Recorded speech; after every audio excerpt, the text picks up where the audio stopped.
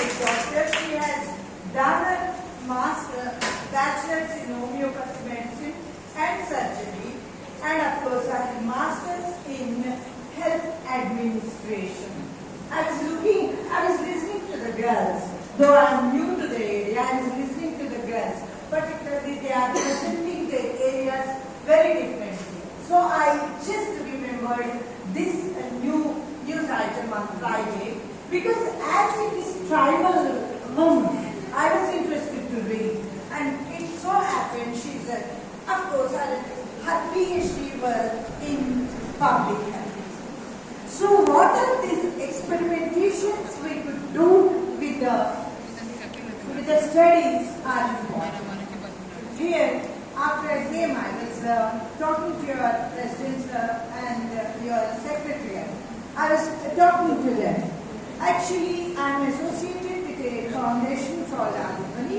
It is truly, it's a group of professors and team members, students, and we work in tribal areas particularly. Me coming from Nalamala area, Palmuru, I was working there from past years, and I was in Maharashtra working with the Marathwada and all.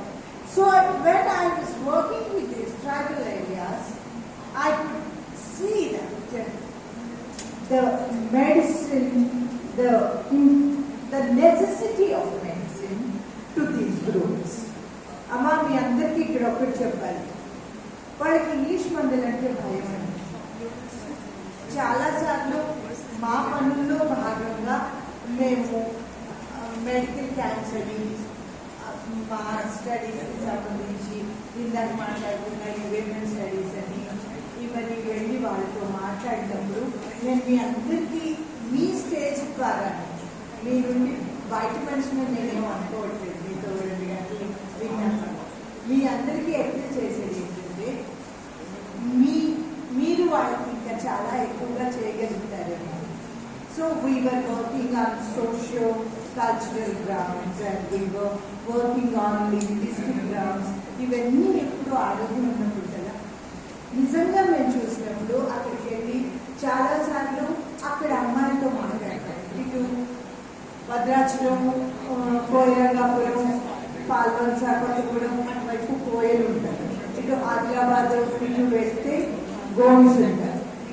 వాళ్ళందరితో ముఖ్యంగా అందరికన్నా చాలా అవసరమైన పరిస్థితుల్లో ఉన్నవాళ్ళు చెంచు మహిళలండి. వాళ్ళకి ఇంకా చాలా చాలా రకంగా మీరు వెళ్తే ఉపయోగంగా ఉంటుందేమో అని నాకు అప్పటి నుంచి అనిపించేది. ఎందుకంటే ఇంగ్లీష్ మందులు వాళ్ళు తీసుకున్నప్పటికీ వాళ్ళకి చాలా అనుమానాలు ఉంటాయి. మళ్ళీ ఇంకోటి ఏంటంటే వాళ్ళకి 5 రోజుల్లో 7 రోజుల్లో ఇచ్చేస్తాం. ఆ తర్వాత ఏంటి అన్నది ఒక ఫాలో పర్టికులర్గా మీ హాస్పిటల్లో నిలబడ్డప్పుడు the kind of voluntary work you are extending to the society and people, your necessity is there with the Nalamala ladies. అక్కడ మీకు చెప్పొచ్చండి, మేము ముందు వెళ్ళిపోయి మేము అది చదువుకున్నాడు అనుకొని విలువైపోయి భుజాలు తీసుకుని వాళ్ళందరికీ బిడ్డకి మధ్యలో వేయడం ఎలాగ ఉండాలి, ఎలాగ గాయనికి వెళ్తూ బ్లా బ్లా బ్లా బ్లా అంత మాట్లాడితే అన్నీ వినమాట. అమ్మ అన్నీ తెలిసి మాకు బిడ్డకి దూరం ఉండాలని నేను చెప్పేటప్పుడు అడిగి చెప్తుంది అన్న ఒక్క మాట మీరు వింటే కనుక it involves menstrual cycle, it involves many other things like that.